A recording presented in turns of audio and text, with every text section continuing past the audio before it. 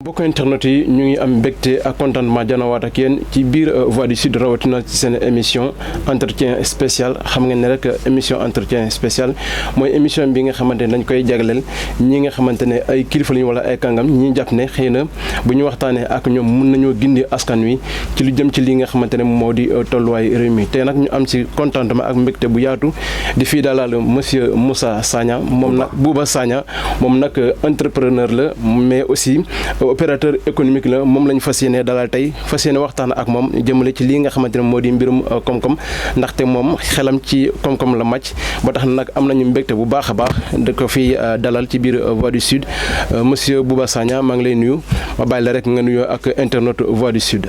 merci beaucoup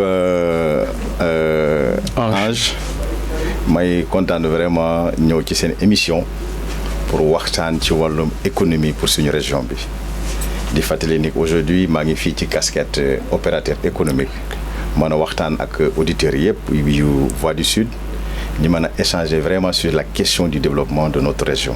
qui me paraît super important. di leen gërëm di leen sant bu baax a baax. alors bu weesoo casquette bi opérateur économique candidat nga aussi ci li nga xamante ne moo di chambre de commerce bu Ziguinchor loolu aussi dinañ suufus bu baax a baax déer sax mooy doon première ponk bi nga xamante ne moom la ñuy jagleel suñu waxtaan bi nañu ñëw bu baax a baax ci ana lan moo motivé lii nga xamante ne moo di sa candidature pour la chambre de commerce bu Ziguinchor nañu wax aussi jëmale ci lii nga xamante ne moom moo di yeneen ponk fu ci mel ni port autonome bu Ziguinchor bi nga xamante ne defoon nga ci sortie daal ci wax bëgg ci apporter aussi ay solution dinañ wax aussi jëmale ci lii nga xamante ne moo di tourisme ñun ñëpp xam nañ ne Casamance ci nu mu mel rek doon na benn zone boo xamante ne c'est favorable au tourisme loolu aussi dinañ ci xuus bu baax a baax nañ waxtaanee aussi ci lu jëm ci lii nga xamante ne moom moo di mbirum commerce ndaxte Casamance lu mu bindoo géej moo ko wër am na loolu aussi lu ñu tuddee ay bolon loolu aussi bokk ci lii nga xamante ne vraiment dafay participer ci comme Casamance comme aussi Sénégal nañ ci xuus bu baax a baax ci biir waxtaan bi du ñàkk aussi dina am yeneen ponk yi nga xamante ne nañ koy évoquer lu ci mel ni mbirum mbay mi ndaxte Casamance aussi doon na région bi nga xamante ne mbay moom développé wu na fi bu baax a baax nañ koy yemale fii rek ñu daal di dugg ci li nga xamante ne moo di waxtaan bi ndaxte ci biir waxtaan bi dinañ ñëw ci ponk yooyu noonu yëpp. donc déjà première question bu ma lay posé mooy candidat nga ci chambre de commerce bu Ziguinchor lan moo la motivé ba nga ne da ngay dem jongante pour jël li nga xamante ne moo di chambre de commerce bu Ziguinchor. Merci beaucoup Ange, c'est une question bu am solo la man d'abord ci suma formation ci wàllum gestion de projet je suis financier je suis homme d'affaires je suis ingénieur informatique analyste programmeur mu doon loo xam ne nii lu important la te ma xam ko nekk chambre de commerce depuis 2009 bu may ñëw chambre de commerce dafa am sama benn xarit ndeysaan ku gaañu ñu ko ne Augustin Diatta waa Jembere la moo ma indi chambre de commerce présenté ma ko président chambre de commerce bi jamono boobu 2009 élection moo amoon élection boobu man maa bind programme campagne bi parce que dama am vision boo xam ne nii pour Casamance te lu ma xam ko lool parce que idée chambre de commerce c'est d'abord l'innovation l'engagement la mobilisation des ressources et l'accompagnement du secteur privé et créer vraiment des champions. Un peu le grand schéma. Chambre de commerce par définition dafa doon loo xam ne ñu ne institution parapublique ku di parapublique mooy boo xam ne dafay gën a jàppale état ci orientation politique économique te di jàppale le secteur privé. chambre moo toogal ci gox yi état donc moo d'abord chambre de commerce d'agriculture et d'industrie. maanaam dafa ëmb lépp loo xam ne ni lu indi koom-koom. donc mënuñu am région boo xam ne nii bu Casamance bu toll nii depuis des années cette chambre de commerce elle est construite en 1904 et elle était opérationnelle en 1908 imagine-toi de 1908 ba tey lan la ñu am chambre lan la def de façon très concrète jàppale secteur privé y en a pas il y a eu 10 présidents tubaab ñoo fi nekkoon avec des secrétaires généraux tamit 10 jusqu'aux les années 1970 am yeneen président yoo xam ne ni jaar nañu fi ñoo xam ne ni def nañu tamit seen jéego seen jamono ils ont bien fait ci seen jamono booba nag dañu doon liggéey ci wàllum gerte wàllum les palmis liggéey nañu lu bari ay chaland ñoo fi nekkoon yu bari chambre boobu doon liggéey fii Ziguinchor Sédhiou ba Kolda chambre de commerce bi dafa am histoire de 91 pages te nga xam ko histoire Casamance bi chambre de commerce 91 pages dossier bi. En 1921 cette chambre de commerce avait sa propre monnaie ce qu'on appelle les crypto-monnaies aujourd'hui. maa ngi ciy yor bokkal bu fees del xaalis chambre de commerce bu Ziguinchor en or te fan laa ko amee Nantes ak Bordeaux. Parce que pour mieux connaître cette chambre de commerce il faut nga dem Nantes ak Bordeaux yàlla def le président de la chambre de commerce de Bordeaux mu nekk sama xarit. chambre de commerce bi nekk fii nii moom nga dem ba Bordeaux. pour am histoire am. parce que jamono boobu ñoom ñoo fi neewoon. ok yaa ngi comprendre le port de Ziguinchor la ñu ngi koy tabax 1937 par benn prêtre bu ci taxaw. ils ont investi parce qu'ils travaillaient sur l'économie jamono boobu amuloon bateau on appelait c'est des chalands. boo leen xoolee ci au bord ci rivière bi dañuy def ay roñe yoo xam ne yu màgget boo leen ko xoolee ci rivière bi fi ba Budodi wala jusqu'à Goumel vous verrez ça donc ci loo xam ne c'est très important yoo xam ne dañ ko liggéey. ci wàllum économie. bu ñu ñëwee ba ci chambre de commerce bi pour vraiment gàttal histoire am. ñëw jusqu'à 1921 moom sa propre monnaie avant le CFA c'est en 48 la chambre de commerce de Ziguinchor avait sa propre monnaie depuis 1921.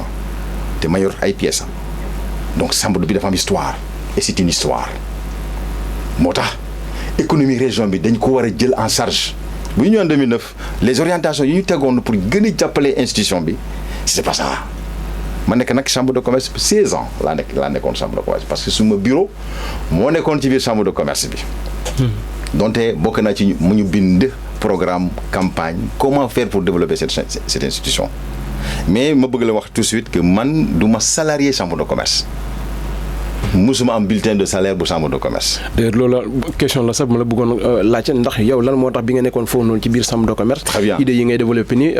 très bien parce que moi dama ñëwoon en tant qu'opérateur économique di jàppale ñu fa ne bu ñu paree am na lu ñu ne le centre de gestion agréé élection c'était en 2009. En 2011 ñu organisé benn structure bu tudd centre de gestion agréé buy jàppale le secteur privé ci tenir comptabilité vraiment ci cadre boobu. c'est de là qu'on est parti en élection les acteurs ñu voté ma nekk président suma bureau nag nekk ci biir chambre de commerce. donc aw ma bulletin salaire chambre de commerce musuma am je voyage partout dans le monde chambre musuma fayal billet pour ma tukki. mais dama yàgg a bokk dans ce qu'on appelle la diplomatie économique au niveau international mooy lan damay liggéey ak investisseurs yu bëri ci kuréel yu bëri dans 11 kuréel ci àdduna bi dama ci bokk ma ciy liggéey may jàppale ñoo xam ne jusqu'au Congo jusqu'au Niger jusqu'en Côte d'Ivoire en Guinée-Bissau en Gambie ba pare dañu may fay ce qu'on appelle suma pourcentage su ma la joxee investisseur nga fay ma ci loolu on est dans cette diplomatie yàgg naa ci lool parce que dama bëgg ci kuréel yu bëri ci loolu laa nekkoon chambre tamit may apporter mon soutien à la chambre de commerce mais à un moment donné j'étais pas suivi moi on me prenait comme éventuel candidat éventuel quelqu'un qui se poursuit j'ai dit oui j'ai bien ces ambitions parce que nëbbu ma ko musuma nëbbu ma ambition pour que suba ma nekk président chambre de commerce. mais balaa sa ambition yi noonu di feeñ li nga doon def Congo di koy def feneen ak feneen est-ce que yaa ngi ko doon def fii ci Ziguinchor. absolument jamono boobu du may def ma doon yóbbu les femmes à l'étranger les femmes opératrices économiques.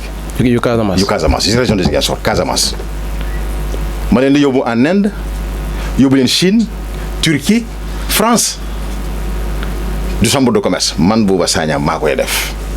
yaa ko doon def ci sa propre moyen. ci sama propre programme avec mes partenaires. di ma ci jàppale. yu bokkul ak waa chambre de commerce. non bokkul ak chambre de commerce dañ koy subventionné mais pardon dañ koy subventionné pour nga mën a dem sa dans ces voies 750 000 sa billet d'avion ci biir. yow caution boobu ngay fay rek sa billet d'avion sa hôtel ci lépp ci biir ngeen def B2B lu ñu ne B2B. boole la ak les hommes d'affaires ngeen échanger pour que ngeen mën a am partenariat. tout ça dama ko doon def et ça fait plus de 16 ans je suis dans ça te ba tey maa ngi koy def moment bu may wax nii am na 8 ñoo xam ne ni dem nañu ñoo xam ne ni def leen programme ñu mën a dem ci yàggal liggéey di jàppale. Ziguinchor ñëpp mën nañu ma seede ci loolu ñëpp xam nañu loolu ci man te xooluma xaaruma chambre puisque chambre bu man joxe naa samay proposition chambre de commerce lu ne def naa ko lu ne bind naa ko mais ça n'a pas été suivi ma continuer suma chemin commencé suma liggéey donc ci biir chambre de commerce encore une fois bu ma lay wax ni nee naa amoo benn bulletin de salaire nekkuma élu nekkuma membre du bureau je suis juste un acteur te nekk président chambre de commerce mais jusqu'en 2015 nga am appel d'offre bu ñu def nommément comme point focal bureau de mise à niveau des 3 régions de la Casamance depuis 2015 Ziguinchor, Sédhiou et Kolda ma ciy liggéey bu baax a baax di jàppale vraiment le secteur privé des 3 régions de la Casamance ma ciy liggéey mais bu ma xoolee fonctionnement bi moo tax sa question dafa doon ko question bu importante il faut nga may ba tuuti man ci xuus bu baax a baax la chambre de commerce est un levier boo xam ne ni dafay permettre d'accompagner le secteur privé. La chambre de commerce est un levier de créateur de champions. La chambre de commerce est un levier sur le plan économique de booster l'économie de cette région-là. La chambre de commerce est un levier boo xam ne mu créer ce qu'on appelle la puissance économique régionale. loolu moo tax état mu samp ko. La chambre de commerce c'est pas les titres. Je suis président. Je suis secrétaire général. Ça veut rien dire. L'idée de la chambre de commerce c'est l'innovation. Nekk un développeur. Am initiative, créer projet, programme pour le secteur privé. Projet, programme. Il faut d'abord, balaa nga créer ces projets, programmes, la chambre doit faire un diagnostic clair de son secteur privé. Boo leen laajee tey amuñu benn donnée boo xam ne mu xam la maladie économique de chaque secteur. Pourquoi? Loolu xam-xam la, loolu jàng la. Si tu n'as pas les outils de tes connaissances du développement, tu ne peux pas développer. Même si on te donne beaucoup d'argent, tu ne peux rien faire. Est-ce qu'aujourd'hui on doit accepter que notre région, non, on a pris cet engagement. Lui, m'a poussé, m'a dit non. J'ai les capacités, j'ai les moyens de pouvoir développer cette chambre de commerce avec mes partenaires. J'ai les moyens de faire ça avec mon équipe, parce que je travaille en équipe. ci yoo xam ne ni mën nañu ko def relation au niveau international macha allah je touche du bois yàlla daf ma ci nattu. Pourquoi est-ce que je dois accepter de rester comme ça? Je peux continuer mes affaires comme je suis en train de le faire, mais non, je dois prendre un engagement. Mon engagement s'inscrit dans le domaine du développement à travers cette chambre de commerce. Ma candidature dafa am loo xam ne nii lu ñu soxal. Cette région, je pense qu'on va revenir sur les différents secteurs et quelles sont les innovations et les solutions que nous pouvons apporter pour développer cette région-là. Région bi dafa soxla puissance économique bu am doole. Te pour moi am ko, c'est la chambre de commerce. Ange, la chambre de commerce moo gën a am importance ci doole dëgg-dëgg bu liggéey moo am doole ministère. mais yow chambre de commerce boobu bi nga wax ne moom moo gën a am doole ministère chambre de commerce boobu noonu déjà yow ak ñu fa nekk juboo leen da nga ne sa équipe yi la majeure partie ils sont à l'extérieur. Ouais. Est-ce que ils sont au Sénégal ici. Donc est-ce que bu fekk ne yow amoo déjà ndimbal boobu noonu ci biir chambre de commerce est-ce que am nga ay possibilités wala ay chance pour mën a remporter li nga xam ne moo. Oui, absolument. Ça n'a rien à voir. Parce que les élections de la chambre de commerce, c'est les acteurs qui votent. C'est pas ceux qui sont à la chambre de commerce.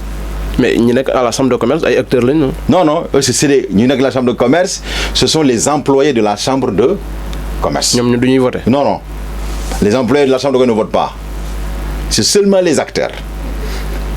Mun naa la ko limal si vous me le permettez. Les commerçants ñoo xam ne am registre de commerce am sa NINEA te ngay fay patente ci fisc bi. kooku am na droit s'inscrire et voter am na droit chambre de commerce. Transporteur boo xam ne am na agrément registre de commerce NINEA ak sa feuille d'identité mën na voter transporteur. nga nekk éleveur am registre de commerce NINEA mën nga voter. nga nekk agriculteur mën nga voter même chose registre de commerce NINEA mën nga voter. nga nekk tourisme secteur tourisme mën nga voter BTP mën nga voter boo xam ne yaa ngi ci industrie et service mën nga voter. ñooñu ñoo ngànk c'est le secteur privé ñoo ngànk carrément si tu veux et la chambre de commerce ñooñu ñoo am seen baat la ñu soxla. mais c'est pas les employés de la chambre de commerce. te yow ñooñu noonu am nga seen soutien. Absolument am naa jàkk parce que ñëpp xam nañu Bouba Sagna xam nañu suma engagement xam nañu fan laa toll ci wàllum élection chambre de commerce bi te incha allah bu neexee yàlla on va gagner ça wax ma la 100% de 200%. bu neexee yàlla dañuy gagner élection chambre de commerce 200%. bu ñu la falee président ci fi nga xamante ne moo di chambre de commerce yan coppite nga bëgg a indi exactement. Très bien monsieur Ange D'abord, il faut changer la chambre de commerce, il faut changer la gouvernance. Une chambre de commerce sérieuse ne s'articule pas, tu vois, le président, secrétaire général et les élus. Non. Nous, nous avons créé une gouvernance. On va travailler sur une gestion horizontale. Moi, là, il faut que d'abord, nous ayons ce qu'on appelle des pôles, des services. Si vous avez une chambre de commerce, vous avez un service commerce. Si vous allez en Europe, à Île-de-France ou Bordeaux, tu trouves ça. da ngay xool ci biir chambre de commerce am nga département boo xam ne ñoom seen xalaat seen liggéey yëpp ci wàllum commerce ñoom ñooy jublu ci wàllum ñëpp ñoo xam ne ñu ngi ci secteur commerce. wàllum agriculture tamit nga fekk aussi seen service wàllum pêche nga fekk leen ci biir wàllum élevage nga fekk leen ci biir industrie et service nga fekk leen ci biir nga créer des juristes ñoo xam ne qui sont spécialisés dans l'acte uniforme de l'OHADA. C'est pour le droit des affaires. Et yi nga wax ni yëpp nii amul chambre de commerce. amul y en a pas. Ok. Tu comprends ce que je veux dire? Il faut après nga créer des pôles techniques et des pôles d'investissement financier. Yow président bi sa rôle dara dama indi mobilisation de ressources. Gars yi mën ci liggéey avec une bonne planification. Ba pare créer benn plan stratégique du développement bien implémenté. Pour dire, si je prends le secteur de l'agriculture, pour l'agriculture, quel est le besoin en investissement pour l'agriculture de la Casamance, de la région? Il faut qu'il y ait un diagnostic. Quels sont les vrais problèmes? Lan moy perspective bi, lan moy besoin bi. Yoy dañ koy xayma. Boko xayma ba paré nga tek, nga défar la même chose pour l'élevage, nga mëna xam les besoins d'investissement lan la. C'est ce qu'on appelle un diagnostic synoptique du secteur privé. Clair, de façon bien identifiée. Nous, nous avons des spécialistes qui nous déjà, on a déjà fait ça. Ma campagne, parce que c'est mon domaine. Nous avons 28 projets, programmes pour la chambre de commerce. Mais si vous parlez de ça, vous avez créé un manuel de procédure. La chambre a un manuel de procédure. Qui doit faire quoi? Qui doit contrôler quoi? Mais pareil, tu dois faire un pôle de suivi et évaluation pour évaluer la chambre de commerce, de son déroulement, de son fonctionnement. Il faut qu'il y ait un pôle de suivi et évaluation. Mais pareil, en fin d'année, vous faites ce qu'on appelle l'évaluation d'impact. Là, l'a impacté. Yo, institution, chambre de commerce, tu as fait quoi et quoi. Mais ça, tout ça, c'est des techniques du développement. Beaucoup à mon def. Mais pareil, après, tu fais un rapport annuel, bien soumettre le ministère du Commerce pour montrer où là. Parce que il faut travailler sur la note d'orientation de l'État, les référentiels, pour que nous puissions comprendre l'État. Ça, c'est important. Voilà l'image. Nous, ça fait partie de nos objectifs. Ça, c'est un. Bon, on parle de cadre, mais les jeunes, les porteurs de projets. Les jeunes, c'est des porteurs de projets. Ils ont des projets, mais ils ne sont pas encore en activité. J'ai l'habitude de dire la matière première, c'est la jeunesse. La jeunesse, c'est le diamant. La jeunesse, c'est l'or. La jeunesse, c'est l'émeraude, c'est le zircon. Il faut transformer cette jeunesse en produit fini pour que ce moment ne produise le bar. Ça fait partie de notre engagement. Transformer comme tu n'as qu'à. Voilà. En mettant en place des clusters. Ces jeunes d'abord, il faut les outiller. Dans les éléments avec les clusters du Sénégal. Nous donnons ça au passage. Quand tu prends les clusters liés, tu vois l'homme, pétrole et gaz, les métiers du pétrole et du gaz. On n'a pas besoin de. On va travailler avec nous en link pour formation de ces jeunes en pétrole et gaz. Il faut travailler avec les clusters mieux liés dans la logistique portuaire pour gérer un métier. C'est des métiers, je parle. Il faut ça. Il faut travailler avec les jeunes dans l'agro-industrie, l'agroalimentaire, l'agro-industrie, former les. Il faut travailler avec les jeunes, ça va dans ce qu'on appelle BTP, la menuiserie, tout ce que tu veux faire. On a une école qui est là, ça s'appelle Sodesi, qui n'a pas été soutenue par la chambre de commerce. Et c'est dommage. Nous, on aimerait bien soutenir Souba. Il y a la chambre de commerce, on va soutenir Sodesi. Mais monsieur Sagna, il y a une question comme vous l'expliquez, nous sommes expliqué, nous sommes expliqué, non. parce que dafa laaj xam-xam. est-ce que moyens yaa ngi fii aussi. Oui, voilà, très bien. Les moyens, c'est pas ça. Les moyens, c'est les idées. Il faut chercher ça. Je vais expliquer les moyens tout de suite. Je vais expliquer les moyens. Comment faire pour accompagner cela? La Chambre de commerce a ce qu'on appelle des ressources internes. La concession du port, État Sénégal, Molen Dior, la concession du port signée le 10 mars 2010 par le ministère des Finances, le ministère du Commerce, Alioune Sarr, et le président actuel. Avec un cahier de charge bien défini par rapport à la gestion, à la concession du port. Ne la jox na la port nga gérer ko. Lo ci am nga mën ko jàppale le secteur privé. Ba pare de me faire un bilan des états financiers ci li ngay liggéey. Les 5% seront versés ci état bi pour l'entretien. Mais aujourd'hui, Ange, ci concept boobu. Ma jox la benn exemple bu simple. Chambre de commerce bu amee ça 100 millions. Je vais t'expliquer. 100 millions. Mën nañu def levée de fonds de 1 milliard. Muy suma capacité là. Loolu laa xam. Le port de Ziguinchor te fait des recettes de beaucoup d'argent. Xaalis bu bari. Su ma ko jëlee boobu mun naa ko def levée de fonds mun naa ci am ay milliards. Yooyu lay jël ma injecté ko ci les jeunes. ñaareel bi dafa am loo xam ne sur la mobilisation des ressources. Je parle encore dans les ressources internes. ci loo xam ne état moo ko may chambre de commerce. Et je vais revenir pourquoi aujourd'hui on tient à ça par rapport à ce port pour travailler avec vraiment mën ko rénover mën changer pratique pour gën a jàppale le secteur privé. L'argent c'est les idées. Dans l'innovation avec le crowdfunding, l'économie participative, on peut trouver assez de fonds. Nee naa la suñu chambre am mobilisation de 100 millions te c'est pas beaucoup mën nañu lever des fonds de 1 milliard. bind nañu pratique yu mel noonu jaarale ko ci banques yi yëpp sont d'accord ci suñu disposition pour accompagner ce genre d'idées. Maintenant les plus petites tey jii si nous avons 1 milliard mën naa lever de fonds de 10 milliards boo xam ne ni du xaalis gouvernement du xaalis bailleur de fonds mais fii la tey boo bëggee dugg chambre de commerce nga nekk un commerçant wala nga nekk un agriculteur dafa am ci benn programme bu ñuy def l'adhésion. Le droit d'adhésion, ça se fait partout dans les chambres consulaires du monde. Dans les dugg dafa am li ngay joxe l'année.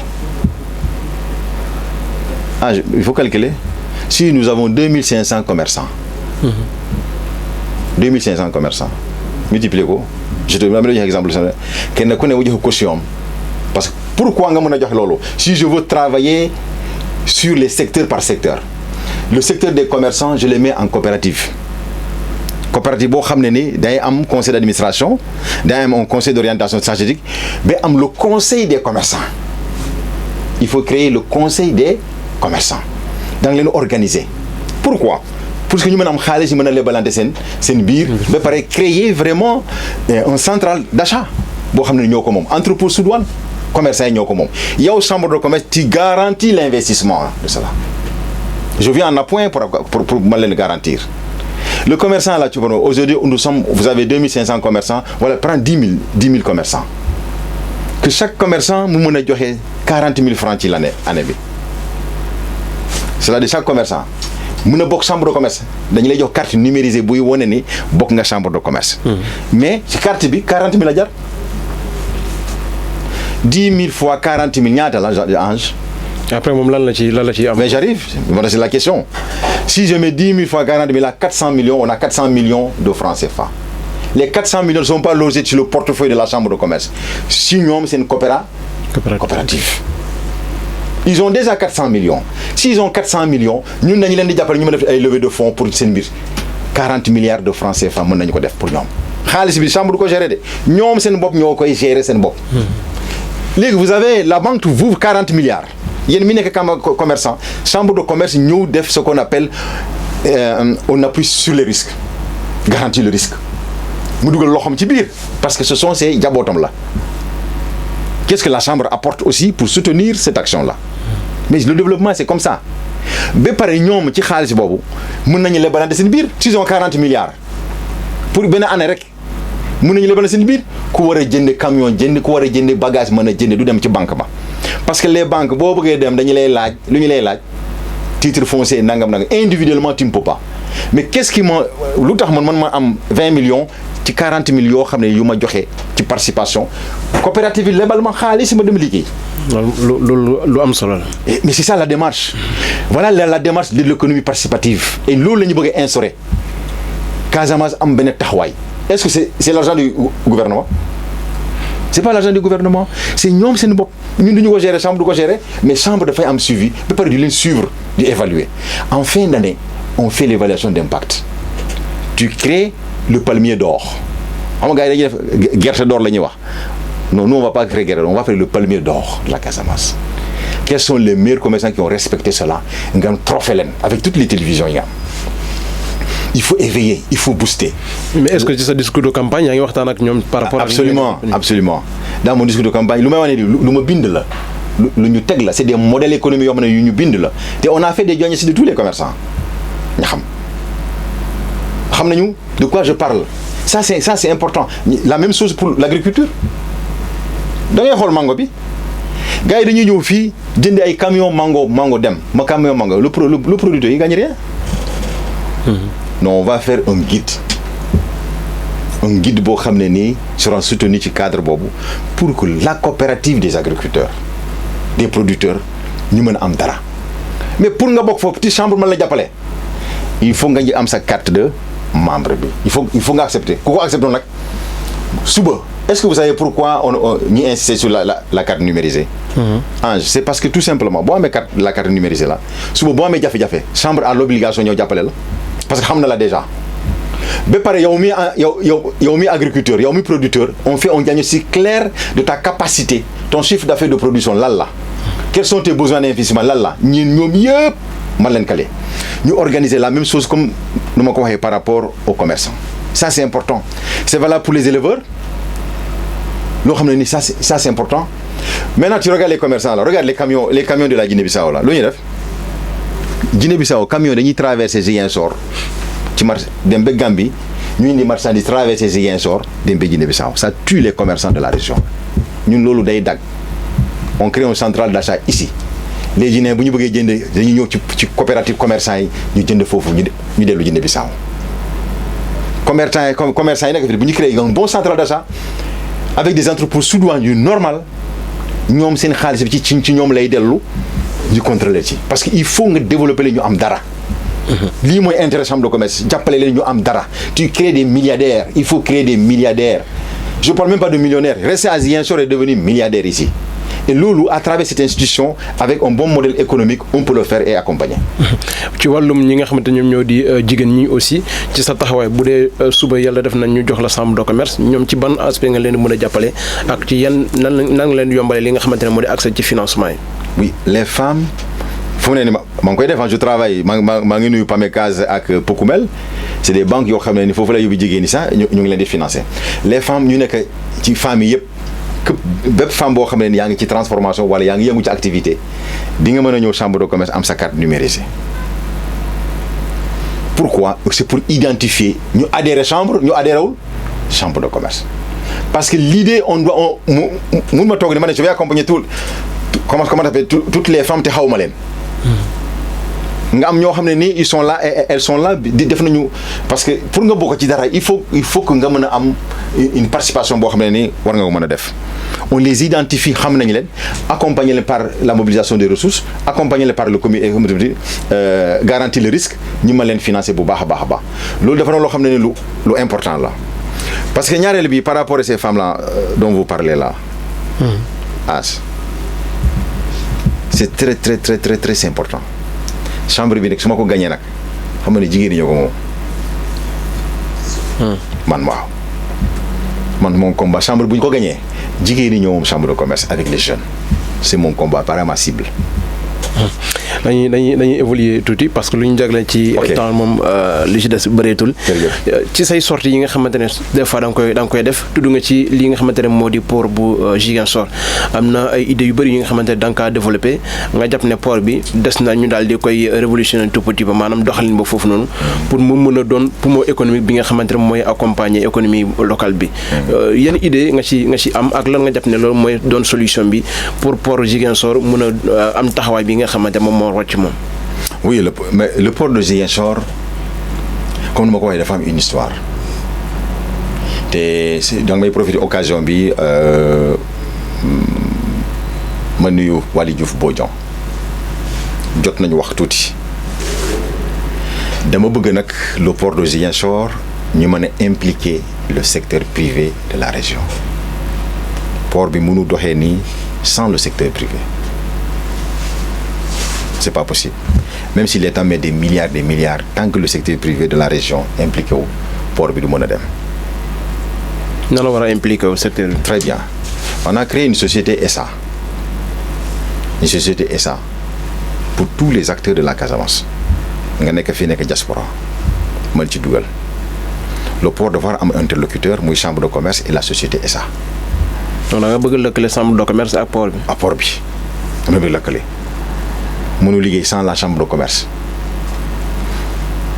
yaa ngi may dëgg. loolu dafa na loo xam ne lu important la léegi ci biir waxtaan bi bëgg nañu port boo xam ne ni buy dox 24/24 même guddi mu gën a dox port bi warul dox parce que anacarde moo fi nekk wala arachide moo fi nekk point loolu du port moo tax il faut impliquer le secteur ci ñoo xam ne ni de façon très organisée pour que port bi mën a jàppale parce que ñoom le port de Dakar am nañu ay techniciens mën a lëkkaloo avec la société SA qu'on a mis en place avec la chambre de commerce ñun ñëpp ñu bokk mën a liggéey chambre am lu mu war a am société SA mën a am port mën a am état mën a am il faut les impliquer parce que ci loolu dafay permettre mën a jàppale bu baax le secteur privé tey jii da ngay seet benn affaire boo xam ne ni te loolu dafa laaj waxtaan bind nañu lay xam ne ni benn plan stratégique du développement de ce port yoo xam ne ni bëgg nañ ko soumettre à Waly Diouf Bodian ci suñu xalaat par rapport à ce port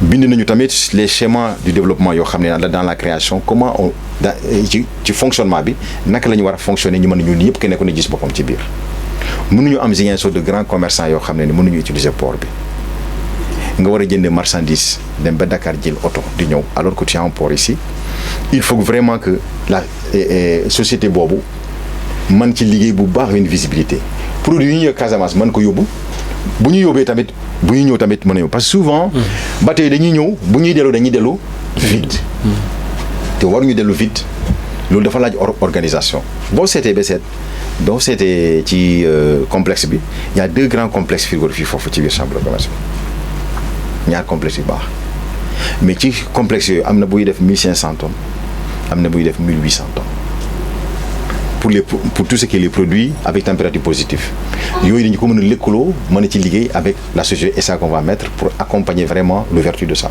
parce que chambre lañu ko joxoon mën ci liggéey mais gis naa ñoom dañuy nangu port bi ci chambre de commerce mais nous on veut renégocier pour que le port dellu ci chambre de commerce te mën ci liggéey avec les comment ça s'appelle les acteurs privés de la région en mettant en place une bonne structure boo xam ne def nañu ko qu'on va d'abord bu ñu paree expliquer que ñëpp mën ci intégrer te je pense que bu ñu toogee ñu waxtaan ak ñoom le port est flexible ma xam leen bopp bu baax sax le port dama leen xam bu baax parce que yàgg naa liggéey ak ñoom ci lu bari d'ici à l'étranger ci seen fondation bi ci lu bari ils ont eu beaucoup et le port a beaucoup fait ici donc dama ne bu ñu toogee ñu waxtaan mën nañ trouver entente boo xam ne ni impliquer tout le monde et qu'on aura un port dynamique boo xam ne ni buy rouler on a tous ces schémas là yoo xam ne bind nañu ko date la ñuy xaar pour gën a waxtaan ak Waly Diouf Bodian jëbal ko vraiment programme bu yooyu mu seet ñu lan mooy suñu xalaat ci loolu ñu mën ci liggéey ensemble mais waruñu nekk ci comment on appelle ça waruñu nekk ci defante wala ci xeex non c'est pas ça l'idée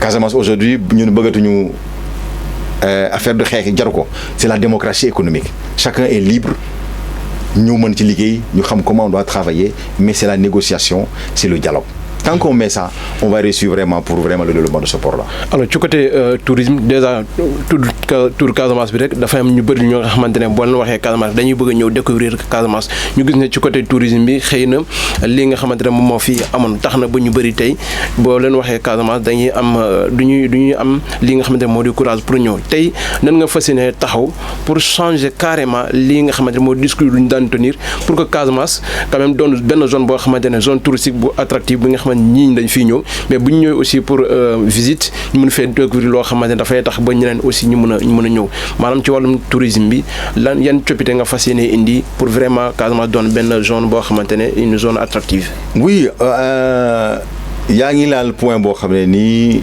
bu ma paraît très important. Il faut revoir la configuration du tourisme en Casamance. Il faut que les acteurs du tourisme ñu mën a xam ban tourisme la ñu bëgg ban tourisme la ñu bëgg ça c'est les acteurs. tey amatul syndicat du tourisme avant amoon na amatul amuñu entité boo xam ne ni bu mën a waxtaan le marché mën a dugg le marché du tourisme parce que le tourisme boo créé réception c'est pas nga créé sa hôtel nga toog di xaar client buy ñëw. C'est pas ça le tourisme non ça c'est pas du tourisme.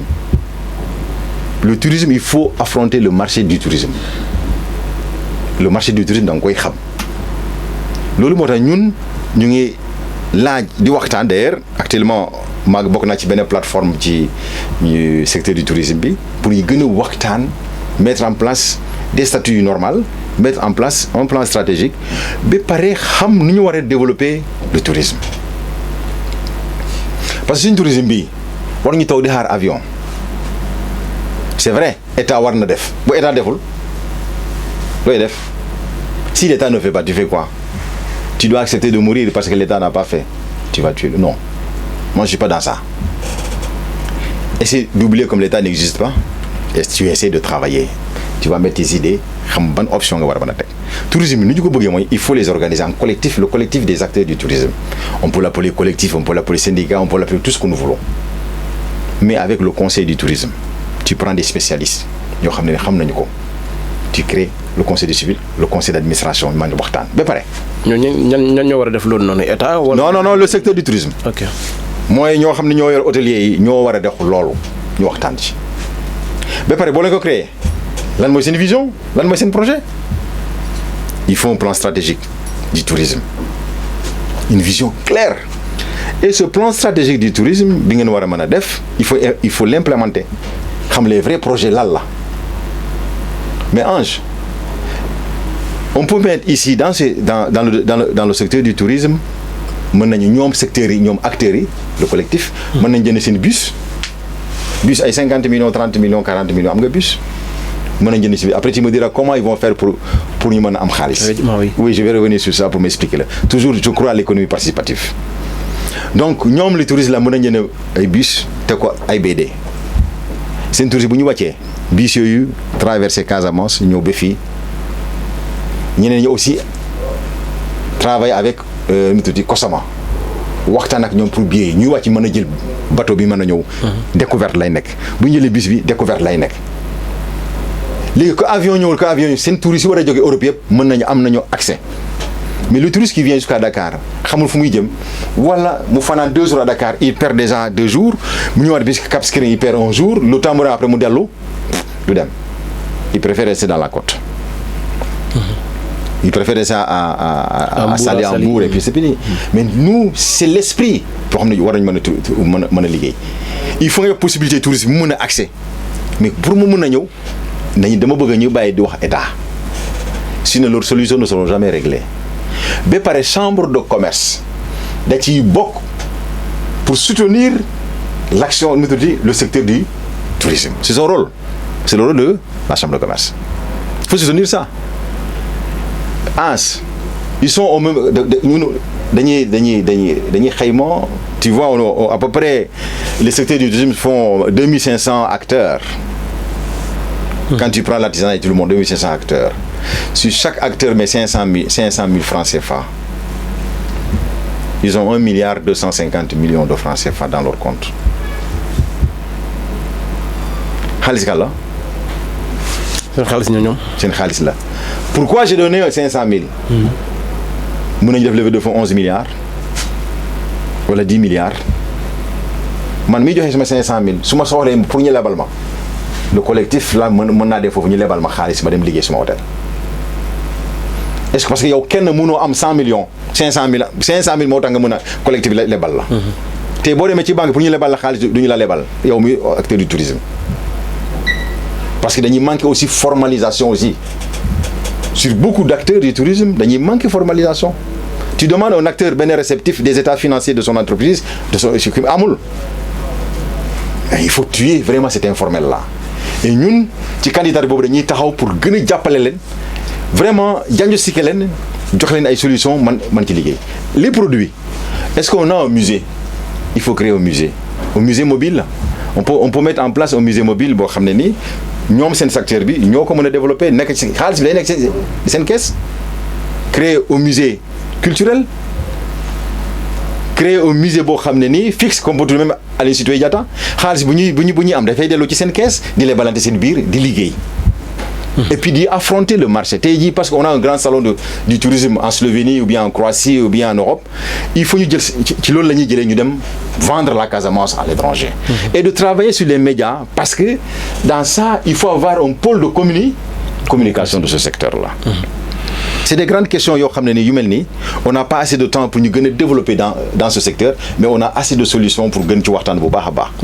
du ñàkk xam naa ci biir li nga xamante ne moo di sa campagne boo demee ci ñi nga xamante ñoom ñoo di les acteurs du tourisme di ngeen mën a yaatal li nga xamante ne moo di waxtaan bi d'ailleurs yaa ngi gis ne techniciens yi ñu may def si ñu ne ma lu ñuy jagle ci waxtu déjà jeex na dañuy mujj rek ci mbirum li nga xamante ne moo di diaspora parce que boobu aussi évoqué nga ko ci sortie yi nga xamante ne moom ngay faral di def nan la diaspora mën a contribuer ci lii nga xamante ne moo di économie locale bi mais aussi surtout nan nga fas yéene maanaam bu ñu la falee nga nekk président chambre de commerce nan nga fas yéene liggéey ak ñi nga xam ne ñoom ñoo nekk ci diaspora pour mën a jàppale koom-koom bi nga xam ne moo di économie locale bi. Absolument parce que diaspora dafa am solo diaspora dafa am c'est un levier économique boo xam ne mooy diaspora bi on a créé une plateforme au niveau de la diaspora par rapport à ma candidature pour que diaspora bi tamit on va les organiser man diaspora la ñuy wax diaspora suñu région bi ça peut même être tous les Sénégalais mais d'abord pour notre région là diaspora dañ ci am idée boo xam ne ni dañu war a ñëw investir mais bu ñu war a ñëw xam nga diaspora dañu am problème mooy dañu am problème d'interlocuteur. dañu am problème d'interlocuteur dañu am problème information dañuy soxla information mënuñu ko am pour interlocuteur mënuñu ko am te ñu bëri dañuy lekk seen xaalis. Nous on va créer une convention de la chambre de commerce bu yàlla bu ma dénkee chambre de commerce avec cette plateforme de la diaspora avec des cabinets financiers et yoo xam ne ni ay juristes de droit des affaires man ci liggéey ci seen investissement bi mais xaalis bi nous on va pas gérer ça xaalis bi ñoom ci ñoom nous on va soutenir leur action mais il faut ñu mën a xam seen besoin d'investissement lépp lu ñu soxla ñu mën a xam la et puis les organiser la diaspora là kenn ku ne bu tegee 1 million kenn ku ne bu tegee 1 million pour xam day dugg ci caisse diaspora bi. je parle 1 million s'ils sont 10 000 il faut calculer c'est presque 10 milliards. yoo xam ne nii day dugg ci ñoom seen xaalis la chambre de commerce lan mooy rôle am ci convention bi leen aussi am caution bu muy teg pour garantir seen investissement bi ñooñu ci loolu dañuy ñëw pour investir créer de l'emploi te ñoom ñoo ko mën a gérer nous on ne fait que de l'accompagnement bu ñu laal seen benn xaalis parce que waa diaspora kenn du denc xaalisam bàyyi ko moom mu gérer xaalisam nga orienté ko won ko nu mu war a liggéey mu créer impact créer emploi. bu doon loo xam ne ça c'est important dafa bokk suñu démarche. Ça s'appelle le modèle de la diaspora on a fait benn étude sur ça ñu ciy liggéey bu baax ak ñoom doon na loo xam ne ni lu important la. parce que à partir de ce moment maintenant ñoom dañuy am possibilité am nañu interlocuteur ba pare créer benn guichet boo xam ne d'information on n'en a pas tey jii boo nekkee diaspora nga soxla des informations sur le commerce sur l'agriculture sur tous les secteurs ils n'en ont pas amul mais ça l'information dañ ko war a am les données dañu ko mën a am. loolu moo tax le diagnostic dont je te parlais au départ daf ci fësal ci loolu. et bien dañuy créer suñu site yëpp yoo xam ne ni espace boo xam ne ni qui va donner le maximum d'informations possible pour tout ce qui touche même les codes la loi le code d'investissement lan la wax ci pour ça tout ça dañu koy mettre ci biir pour que celui qui est de l'autre côté mën a xam ce que l'État préconise sur ça et ça lan avantage la ban inconvénient la boo def léegi et les différentes formes de formalisation yoo xam ne ni État teg na ko tout ça la chambre doit produire ça jàppaleen ci diaspora ci loolu en gros ça c'est important. La chambre de commerce doit s'investir dans le diagnostic. La chambre de commerce doit s'investir vraiment pour garantir les investissements, l'accompagnement. La chambre de commerce doit investir à créer des startups, à créer des champions. Dimbali leen ñu mën a ay créer ay champions. Il nous faut dans cette région des gens immensément riches pour créer autant d'emplois. Et c'est ça l'esprit d'une chambre consulaire. moo damay profiter ci occasion bi di neex monsieur le ministre du commerce mu mën a vraiment organiser les élections des chambres consulaires pour ñu mën a jàppale état ci fonctionnement bi chambre moo leen mën a jàppale bu baax a baax on compte beaucoup sur ça. dégg naa ne sax ngeen nag mën nañoo supprimer DER pour mën a permettre ñi nga xam ne les chambres consulaires ñu mën a fonctionner. Mais absolument, parce que DER, pour moi DER il faut supprimer ça. L'argent qu'ils mettent dans le DER là, il faut mettre ça dans les chambres consulaires. dañ koy jàppale parce que pourquoi DER nga ñoom registre de commerce nii ñu jox la xaalis. registre de commerce nii c'est pas une entreprise. Ça, c'est pas une entreprise. Avoir un GIE, ça, c'est pas une entreprise. Une entreprise, c'est du sérieux. Il faut une formalisation. Tu as tes états financiers, tu travailles, c'est ça. Le porteur de projet, après, il faut le suivre. Il y a un impact. Si je te prête de l'argent, 5 millions, 10 millions, mais vraiment, je dois pouvoir te suivre. Moi, j'aime bien des plateaux. On a beaucoup de choses à dire, mais de les encourager.